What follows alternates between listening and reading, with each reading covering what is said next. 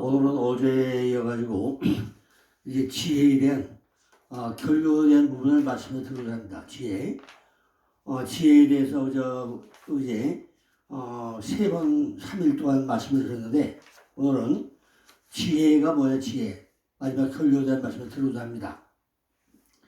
지금까지 지혜가 지혜의 상태,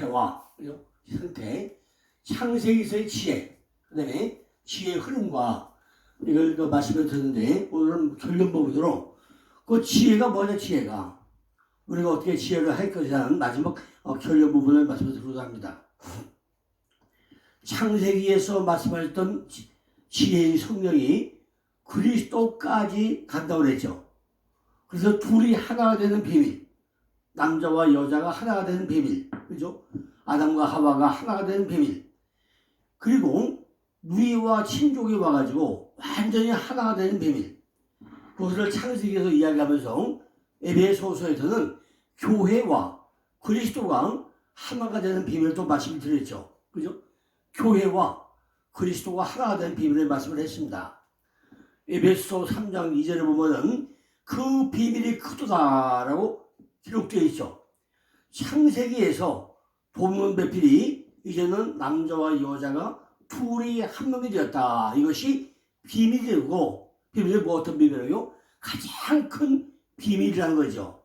그죠? 남자와 여자가 하나 되는 거, 아담과 하와가 하나 되는 거, 이것이 가장 큰 비밀이다. 이것이 하나님과 교회가 이루어지는 것이다. 그 얘기죠. 그런데 로마서 8장 19절을 보니까 하나님이 미리 아신 자들로 또한 그 아들의 형상을 본받기 위하여 미리 정하셨으니 이는 그로 많은 형제 중에서 맏아들이 되게 하려 하시느라고 무슨 말씀 나와요. 맏아들이 되게 하려 했다는 거죠. 말씀이 들어가서 지식이, 지혜와 명철이 하나로 되면 어떤 소망이 되느냐. 하나 되게 소망하는 곳에 우리들에게는 뭐예요? 맏아들이 되는 형상이 되어 나온다는 맏아들이 뭐죠? 장자죠. 갑절에 복을 받는 게 장자죠. 이제는 여자였다가 아내였다가 산자의 어미가 되어서 하나가 되는 비밀이 되고 나면은 그 속에서 자녀가 태어나는데 내 안에서 하나님의 형상을 닮은, 하나님의 형상과 모양을 닮은 그 영광의 기업을 이어받을 맏아들이 태어나게 되는 맏아들이 되게 한다는 거예요. 이것이 비밀 중에 가장 큰 비밀이라는 거죠. 이것이 창세기부터 계속 그 얘기를 끝까지 하고 있다는 이야기입니다. 결국 맏아들이 되게 하는 이야기, 바로 이거라는 거죠. 하와가 어떻고 선악을 알게 나무가 어떻고, 그러나 그 기회를 스스로 가진 것이라고 생각을 한다면은 이것은 상상 임신한 것과 마찬가지라는 거예요. 여자분들 가끔 애를 너무나 섭하다 보면 뭐가 되죠? 상상 임신이 되죠. 똑같다는 거죠. 내가 스스로 맏아들이 되었다고 생각하는 것은 상상 임신한 것과 같은 꼭 착각이라는 거야, 착각. 내가 맏아들이 아님에도 불구하고 내가 맏아들이 되어서 이렇게 착각하고 있다는 거죠. 그러니까 우리는 어떻게 봐야 돼요? 내가 내 쪽에서 보는 것이 아니라 하나님 쪽에서 나를 봐야 되는데 언제나 우리는 내 쪽에서만 생각을 한다는 거죠. 우리는 껍데기를 까보면요 아무것도 없는 빈탄인 것이 너무 많다는 거죠. 교회를 30년 다녔는데 뚜껑 벗겨도 보다면요 성경에 대해서 아는 게 한 개도 없는 사람이 너무너무 많다는 거예요. 왜? 주일마다 성전 방마다만 받고 다니는 사람이 무슨 성경을 알겠어요? 뭐 하겠어요? 주일날 가서 1시간 동안 설교 봐서 듣고 오는데 들을 때는 그렇다고 은혜를 받는데 문 밖에 나올 때는 오늘 들을 설교 제목도 생각을 못하는 분들이 얼마나 은혜를 많이 받았고 순간적으로 은혜를 받으면 뭘 하는 거예요. 껍데기만 바뀌어가지고 고정만 있고 속에는 하나도 없는데 빈탄인데 어떻게 할 거냐는 거죠. 10년 20년 교회를 열심히 다니면서 열심히 봉사도 했는데 내 속까지 벗고 다니까 속에는 남은 것이 아무도 없더라는 거죠. 내가 주님 안에 안 계시고 주님이 내 안에 있는 이렇게 상상 임신밖에 안 된다는 거죠. 주님은 뭐라 했죠? 우리가 천국을 누리게 내가 내 안에 있다. 바리새인들이 물어봐요 하나님에게 예수님 천국이 어디 있을까? 그러니까 성공은 저기 있다 여기 있다 아니고 어디 있다? 바로 내 안에 있다. 내 안에. 우리가 쏘가지가 바뀌어야 돼요. 내가 맏아들이 돼야 돼요. 그런데 맏아들이 안 되고 상상 임신만 하고 있는 사람이 너무너무 많다는 거예요. 내 안에 아들이 없다는 아들이. 오늘 잘 이 말씀을 통해서 우리가 생각을 해보시기 바랍니다. 과연 내 안에는 정말로 남자와 여자가 둘이 하나서 만들어진 그 맏아들이 있는가? 내 안에 신앙의 열매가 남아있는가? 나는 내가 30년 목회하고 신앙생활을 하면서 정말로 내 안에 하나님의 열매가 남아있는가? 잘 한번 생각을 해보시라고요. 그까 판단을 해보시기 바랍니다. 하나가 되는 비밀을 깨달아야 자녀가 낳게 되고 그 자녀가 맏아들이 되는 맏아들이 뭐가 돼요? 하나님과 나와 하나가 되고 아담과 하와가 하나가 되는 이 비밀을 깨달아야만이 내 안에서 자녀가 태어나게 되고 그 자녀가 뭐가 돼요? 맏아들이 되는데 우리는 그냥 건성으로 성전 방만한 바꾸려는 이런 가짜 신앙생활, 진짜 내 쏘가지는 안 바뀌고 겉모습만 포장만 잘하고 옷만 입고 다니는 생활은 안 됐는지 오늘 잘 생각을 해보시라 계획입니다. 이 기업을 이어받을 맏아들이 되었다면 그 형상이, 이 형상이 지혜가 되어가지고 창세기부터 흘러왔다는 건데 사도도 어디까지? 요한계시로 흘러간다는 것인데 성경을 너도 몰라 나도 몰라 다 몰라요. 창세기부터 계시록까지 흘러간 건 알긴 아는데 제목도 다 몰라. 성경 제목도 몰라요. 그죠? 창출내면 시녀 사루사사 열열 영역에도 에스더 욥시 삼전하 이렇게 전부 다 모노가 가르쳐줘도 너도 몰라 나도 몰라 아무도 몰라. 그러니까 왜죠? 교회에서 교회학교 애들은요 성경 뭔가 가르쳐요. 창출내민 시녀 사루사사 열열 영역에도 에스더 욥시 삼전하 이에에 켈다호 요라모 요비 나스팍스가랴 말라기 마마누요 사로고고 비로벨델데데 빌빌빌 여호와게 요요요요게 신약 39권에다 신약 27권이라 이거는요 교회 그건 다 알아. 그런데 목사님들이 공부를 안 하니까 목회자가 모르니까 뭐죠? 강대상에서 1년 내내 360 동안 몇십 년 다녀도 성경 목록을 모르는 성도가 얼마나 많냐고요. 그런데 이런 사람들에게 뭐 맏아들이 생겨? 신앙의 열매가 생겨요? 예수가 하나님이 내가 내 안에 내가 되게 신뢰하면 돼요? 이걸 잘 정보해보란 말이에요. 결국 맏아들 속에 뭐가 있다니에요? 생명나무가 선다는 거야. 생명나무가 내 안에 생명나무가 서야 되는데 나무가 선이라는 거예요.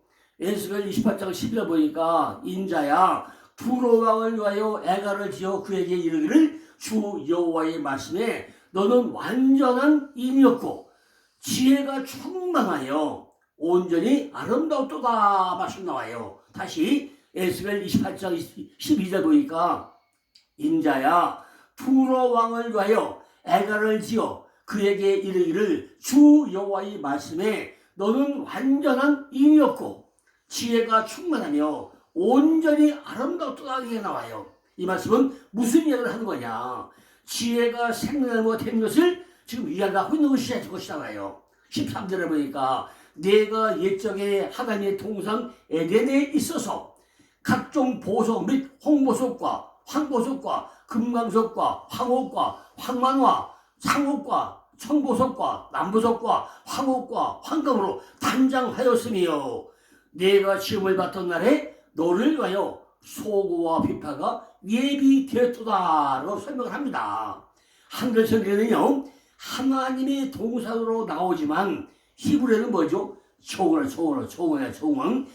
뭐죠? 하나님의 손수 만드는 청원이잖아요. 청원으로 나와요. 청원은 무슨 뜻이죠? 청원은 이미대로 만든 동사라는 거죠. 만들어진 것이라는 거예요. 결국 하나님께서 직접 잘 만들어가지고 관리를 잘 한 것이 청원이라는 거예요. 그곳에 감췄던 것이 전부 뭐죠?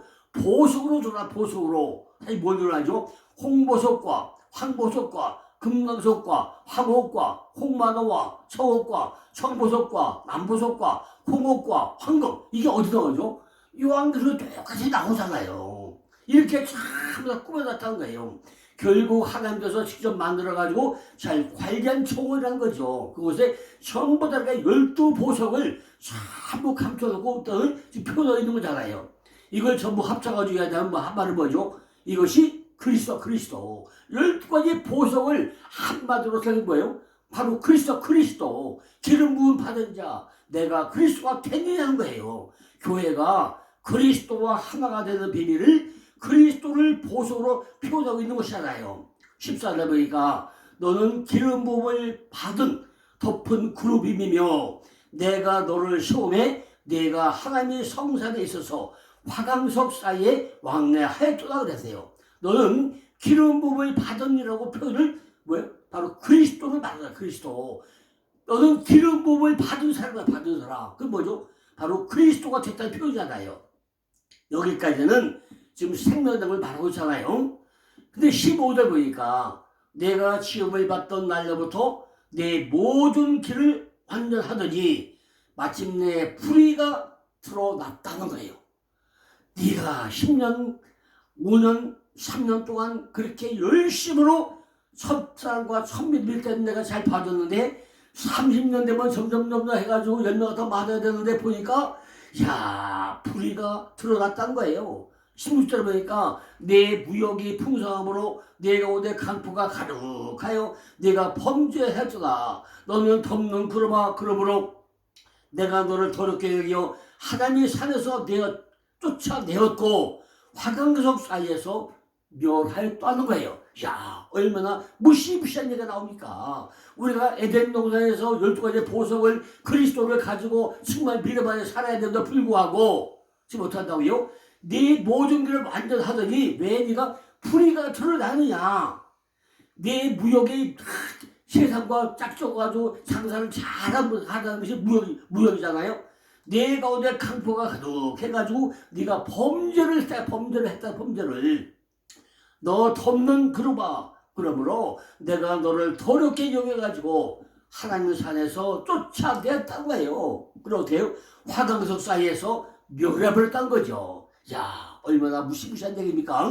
우리가 이걸 그냥 읽고 넘어가면 되겠습니까? 목사님들 다시 한번 생각해 보세요. 우리가 어떻게 신앙생활을 해야 될 것인가? 왜 내 안에 지혜가 오고 지식이 와서 지혜를 갖다가 명철로 틀어놔야 되는지 우리가 이 말씀을 통해서 잘 한번 점검을 해보시기 바랍니다. 나는 어떤 상태에 있는가? 내가 과연 이렇게 정말 에스겔서의 예언대로 내가 에덴 동산에서 12보석을 가지고 누리고 있는지 잘 판단해 보시라고요. 무역은 누가 하죠? 바로 여자가 판농사 짓는 자가 무역을 하는 자잖아요. 내가 씨를 뿌리고 나면은 농사 누가 돼요? 판농사 여자가 농사 짓잖아요. 그죠? 밭에서 농사 져야 되잖아요. 여자가 내 안에서 농사지를 무역. 남자가 여자에게 씨를 뿌리고 나면은 여자 뱃속에서 뭐가 돼요? 애가 자라가잖아요. 이것이 무역이야, 무역. 이것이 애를 만드는 과정인데 농사 짓는 과정이잖아요. 마태복음 25장 15절 보니까 5달란트, 2달란트, 1달란트 이야기가 나오죠. 이 이야기도 결국에는요, 에덴 동산 이야기하고 있는 거 아닙니까? 현재 우리들의 마음 상태를 이야기하고 있는 것이잖아요. 여기에서 선악과 나무를 설명하고 있는 것이잖아요. 내가 너를 더럽게 여겨 하나님의 산에서 쫓아내었고 화강석 사이에서 멸하였도다. 얼마나 정말 큰일 날입니까? 우리가 신앙생활을 하다가 마지막에 좋아야 되는데 중간에 이렇게 쫓겨나고 정말 하고는 얼마나 우리가 슬프고 갈 길 없이 막막합니까? 그죠? 17절에 보니까 내가 아름다움으로 마음이 교만하였으며 내가 영화로움으로 내 지혜를 더럽혔으며 내가 너를 땅에 던져 열왕 앞에 두어 그들이 구경거리가 되게 하였다는 거예요. 다시요. 10절 잘 보시라고요. 내가 아름다움으로 마음이 교만하였으며 내가 영화로움으로 내 지혜를 더럽혔으며 내가 너를 땅에 던져 여러 앞에 두어 그들이 구경거리가 되게 했다는 거예요. 정말 늙음하게 가서 쫓겨나가지고 갈 곳 없어 길 헤매고 있는 이런 형상 아닙니까? 어떻게 할까요? 내가 아름다워 마음이 교만해졌다고 해요. 교만했다고 해야죠. 첫 때도 겸손하고 둘 때도 겸손해야 되는데 왜 교만해지냐는 거죠. 하나님 내가 이래봐도 말이에요. 5,000명 목회해요. 내가 10,000명 목회해요. 나 같은 사람이 오세요. 내가 했어요. 이것이 교만기 아닙니까? 그죠? 근데 예수님이 몇 명이었죠? 예수님 제자가 12명. 한 번도 교만기가 두번도 안 왔어요. 예수님도 그렇게 사역하는데도 그렇게 훌륭한 분에도 실제 제자가 몇 명이었다요? 12명. 그러니까 우리도요, 잘 판단해 보시라고요. 내가 사역하는 교회가 10,000명을 해가지고 그게 전체가 알곡인가? 아니면 쭉정인가? 내가 정말 목표 잘하고 있는가? 우리가 점검을 해봐야 된다는 거죠. 마음이 아름다움으로 교만해지지 않았는가? 잘 판단해보는 거예요. 아름다운 것이 무엇인가? 스스로 지혜롭다고 여기는 것은 전부 다 아름답다고 설명하는 거예요. 스스로 내가 지혜롭다. 봐요. 하나님, 내가 했어요. 내가 이렇게 목회 잘하고 있어요. 얼마나 잘하는지 아십니까? 하나님 아시죠? 이것이 뭐예요? 교만 뛰라는 거예요.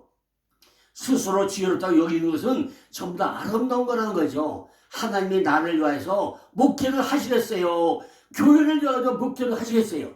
누가 목회하시겠어요? 하나님이 나를 위해서 목회를 하시는 거예요? 아니면 교회를 위해서 목회를 하시는 거예요? 그죠? 열매 맺는 교회를 위해서 목회하는 것이지 나를 위해서 목회하는 것이 아니잖아요. 그죠? 하나님은 뭐예요? 한 명이라도 알곡을 만들기 위한 목회를 하기 원하는 것이지 쭉적이면 가득한 그죠? 그런 목회를 원하는 게 하나님의 목적이 아니잖아요. 그러니까 한 명 한 명 전부 다 내가 어떻게 목회를 해가지고 전국 장작불을 만들고 그죠? 그 마다들을 만들고 알곡을 만들지 여기에 관심이 있어야지 내가 숫자가 1,000명, 10,000명 여기에 무슨 이것이 뜻이냐는 거예요. 그죠? 그러니까 우리는 목회 30년, 40년 이야기는요, 스스로 지혜롭게, 아름답게 여기면서 자랑만 하고 있다는 거예요. 내가 이래도 40년 목회했어. 내가 10,000명을 목회했어. 나 5,000명 했어. 근데, 목사님, 진짜 거기 알곡이 몇 명 있습니까? 글쎄, 몇 명일까? 손꼽을 모르겠는데? 그러면 되겠어요? 예수님도 12대밖에 안 됐는데, 나도, 10명밖에 안 되네? 정말로 우리가 그걸 알곡을 받아들여 한번 우리가 판단을 해볼 거 아니냐는 거죠. 내가 아름다움으로 마음이 교만하였으며 내 지혜를 더럽혔다는 거예요. 내가 영화로움으로 내 지혜를 더럽혔다는 거예요. 내가 너를 땅에 던져 내 열왕 앞에 두어가지고 그들이 구경거리가 되게 했다는 거예요.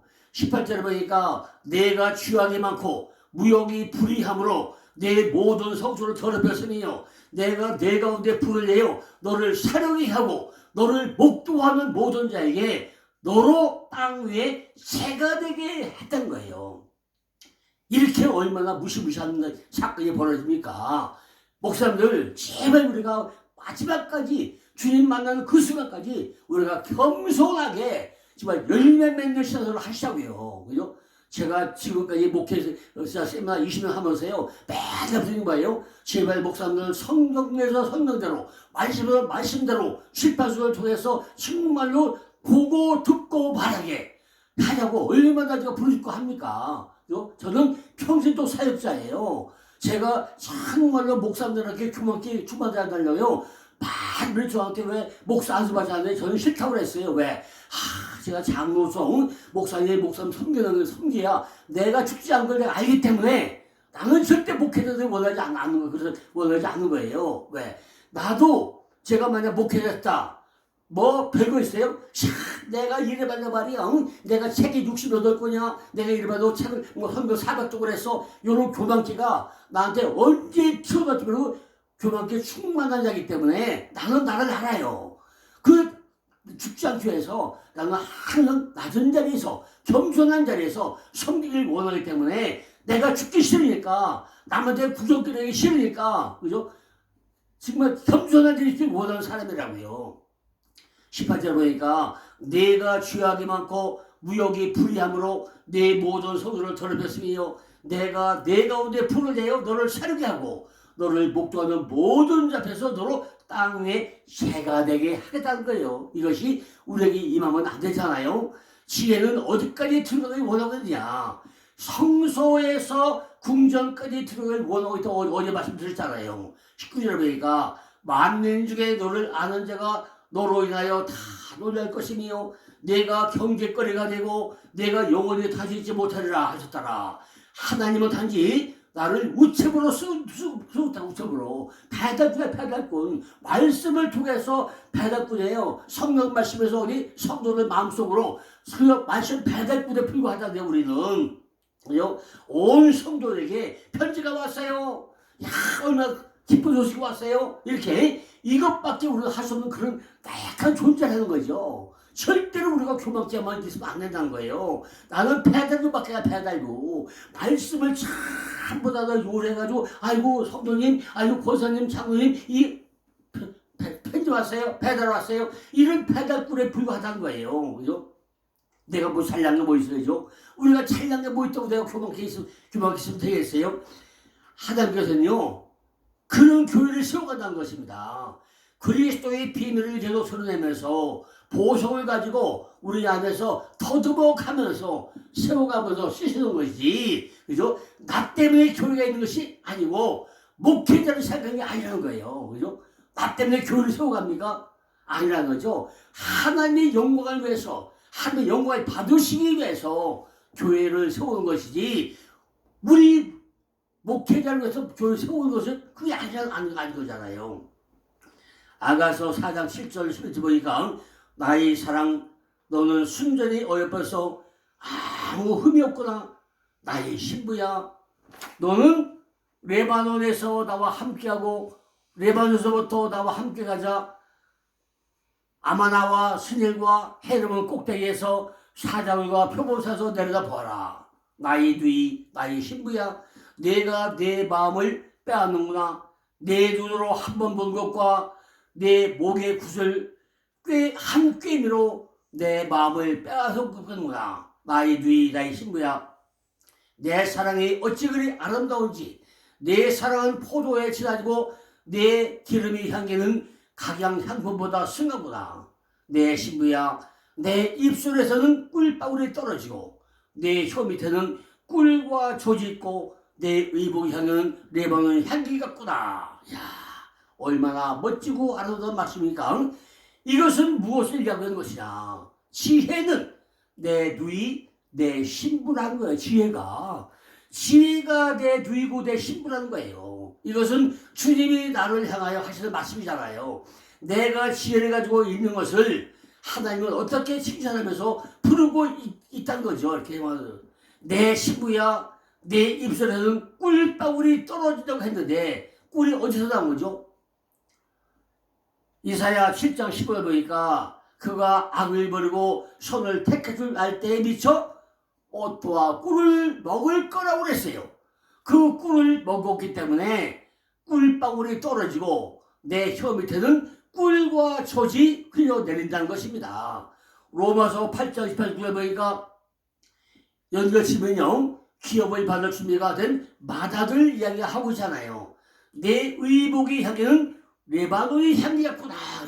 그죠? 레바논 향기 같구나. 내 의복이 뭐죠? 창세기 27장 27절에 보니까 이삭이 야곱을 축복할 때 내 아들의 향취는 여호와의 복주신 밭의 향취로다 그러잖아요. 야곱이 아버지 이삭에게 갖다 뭐하죠? 팔에다가 형 에서의 털을 붙여가지고 가서 하니까 바로 아버지가 하는 얘기 아닙니까? 내 아들의 향취는 여호와의 복심의 향취로다 물어보죠. 야, 네가 내 아들 에서 맞느냐? 예, 맞습니다 하고 3번 반복해서 물어보잖아요. 그럼 결국 이삭이 뭐죠? 이삭이 야곱을 축복한 것은 지혜를 보고 축복했다. 지혜를 보고 축복을 했다는 거야. 누구한테? 야곱에게. 그죠?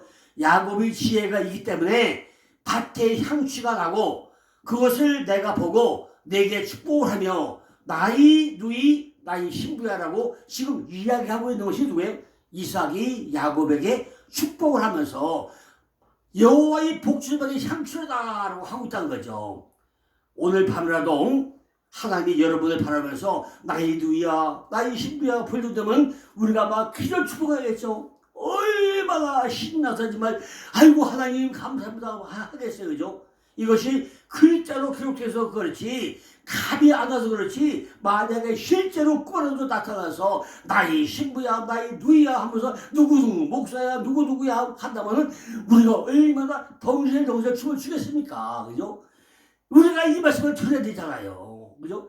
이것이 문자로 된 것이 내 안에 뭐예요? 내 안에 살아서 꿈틀거리면서 내 마음을 움직여야 될 거 아니냐는 거죠. 왜? 하나님의 말씀은 살았고 운동력에서 사위였던 말씀보다 예리하여 혼과 영과 골수와 다질 쪼개게 한다잖아요. 그러니까 오늘 이 아가서 말씀은 글자에 써있는 것이 아니라 바로 하나님이 나한테 하는 얘기를 내가 깨달을 때 얼마나 덩달도 춤이 덜 나오겠습니까? 그죠?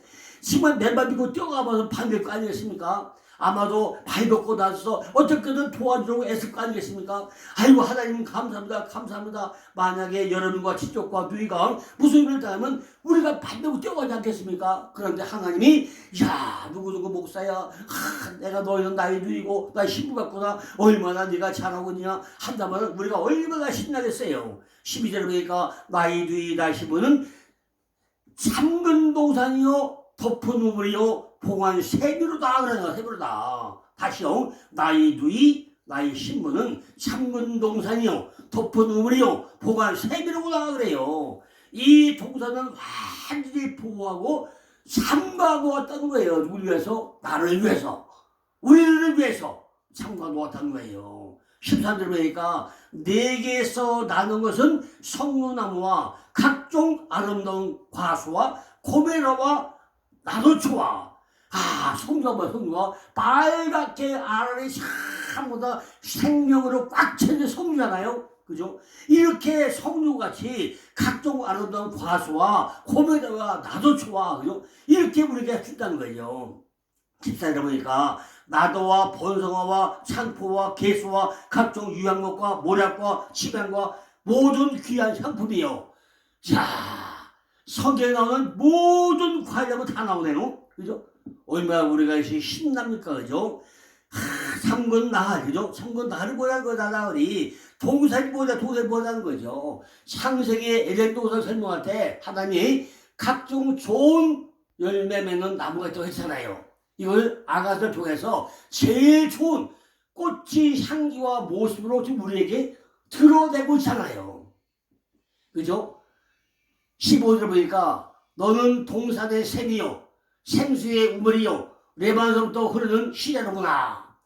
레바논은 뭐죠? 백향목이 있죠. 레바논이라는 말은 하얀 말이잖아요. 이 시대가 나중에 에덴의 사장에 흘러가잖아요.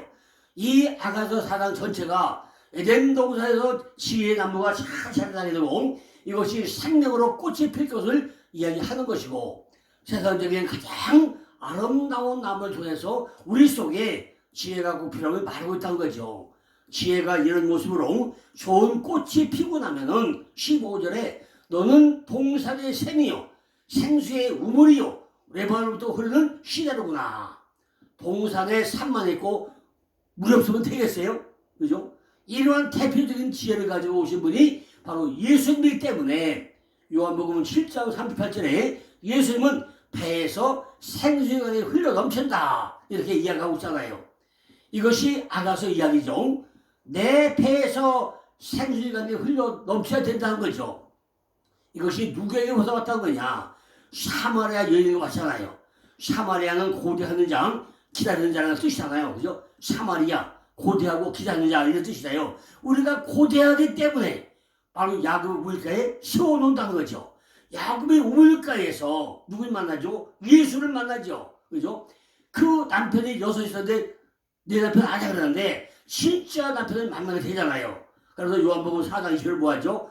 예배는 알고 하는 예배. 남편이 예배를 해야 된다 얘기를 하잖아요. 동산이 샘이 있는 예배, 생수의 우물이 있는 예배, 이건 전부 지혜를 말하고 있다는 거죠. 이 지혜와 지식은 그리스도 안에 감춰져 있다고 지금 아가서 말하고 있습니다. 아가서 4장 16절에 보니까 북풍아 일어나라 남풍아 오라 나의 동산아 불어서 향기를 날리라 나의 사랑하는 자가 동산에 들어가서 그 아름다운 실과 나무를 원하노라. 우리가 아가들 통해서 더 이렇게 초대를 받아야 된다 그 얘기입니다. 자, 이 내용 어쨌든 간에 우리가 이렇게 지혜 마지막 전륜을 이 아가들 통해서 잘 보시고 우리가 내신 어떤 상태인지 그죠? 잠언서 한 절만 읽고 끝내겠습니다.